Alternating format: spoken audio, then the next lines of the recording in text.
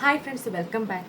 ഇന്ന് നമ്മൾ കഴിഞ്ഞ ദിവസം ടീറ ഹാളിൽ കണ്ട ഈ ഒരു ഫോക്സ് ടെയിലിൻ്റെ ക്ലേ മാസ്ക് ഫേസിൽ അപ്ലൈ ചെയ്യാൻ വേണ്ടിയിട്ട് പോകാണ് കേട്ടോ. ഇത് വന്നിട്ട് ഫോക്സ് ടെയിലിൻ്റെ cherry collagen whipped clay mask ആണ്.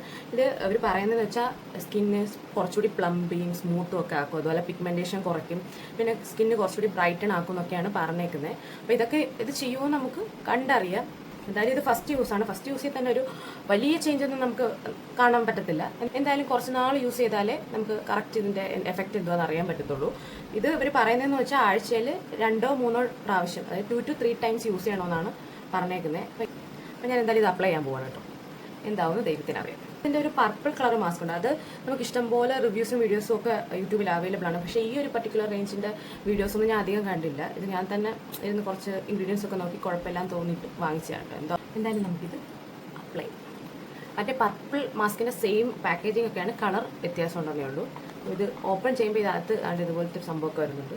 ഇത് നമുക്ക് അകത്തൊരു ലിഡുണ്ട്, അതുകൂടെ ഓപ്പൺ ചെയ്യാം. ഒരു പിങ്ക് കളറാണ് കേട്ടോ മാസ്ക്.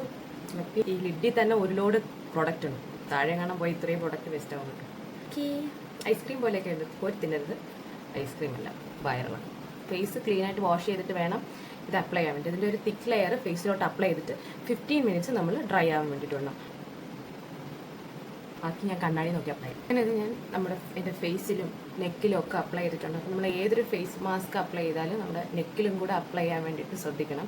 ഒരു ചെറിയ ഫ്രാഗ്രൻസ് ഉണ്ട്, അതുകൊണ്ട് സെൻസിറ്റീവ് സ്കിന്നൊക്കെ ഉള്ളവർ ട്രൈ ചെയ്യാതിരിക്കുന്നതായിരിക്കും ബെറ്റർ. ഇറിറ്റേഷനൊക്കെ ഉണ്ടാക്കാനുള്ള ചാൻസ് ഉണ്ട്.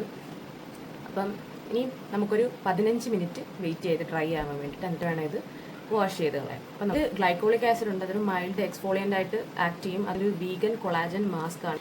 ഇതിൽ എൻകാപ്സുലേറ്റഡ് ചെറിയ എക്സ്ട്രാക്ട് ബീഡ്സ് ഉണ്ട്, ചെറിയ വൈറ്റ് ബീഡ്സ് ഉണ്ട്. അത് നമുക്ക് നമ്മൾ വാഷ് ചെയ്ത് കളയുന്ന സമയത്ത് ചെറുതായിട്ടൊന്ന് മസാജ് ചെയ്ത് കൊടുത്തു കഴിഞ്ഞാൽ ചെറിയൊരു സ്ക്രബിങ് എഫക്റ്റ് ഒക്കെ കിട്ടും.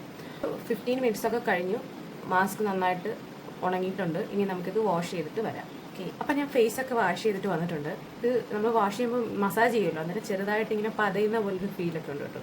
അപ്പം എനിക്ക് പേഴ്സണലി ഒരു ഫേസ് നന്നായിട്ട് ക്ലീൻ ആയ പോലെ ഒരു ഫീലുണ്ട്. പിന്നെ ബ്രൈറ്റ് ആയോ എന്നൊക്കെ നിങ്ങൾ നോക്കിയിട്ട് എന്താണെന്ന് വെച്ചാൽ ഈ രീതിയിലൊരു ബ്രൈറ്റ്നെസ് ആയ പോലെയൊക്കെ തോന്നുന്നുണ്ടോ? ഇത് ഞാൻ ആർക്കും അങ്ങനെ റെക്കമെൻഡ് ഒന്നും ചെയ്യുന്നില്ല, കാര്യം ഇത് ഞാൻ തന്നെ ഇപ്പം കണ്ടുപിടിച്ച് യൂസ് ചെയ്ത് തുടങ്ങിയിട്ടുള്ളൂ. അപ്പോൾ ഇതെങ്ങനെ ഉണ്ടാകുമെന്ന് എനിക്കറിയത്തില്ല. അപ്പം ബാക്കി കലാപരിപാടികളൂടെ ചെയ്ത് ഇന്നത്തെ പരിപാടി നമുക്ക് അവസാനിക്കും. Serum, lip balm,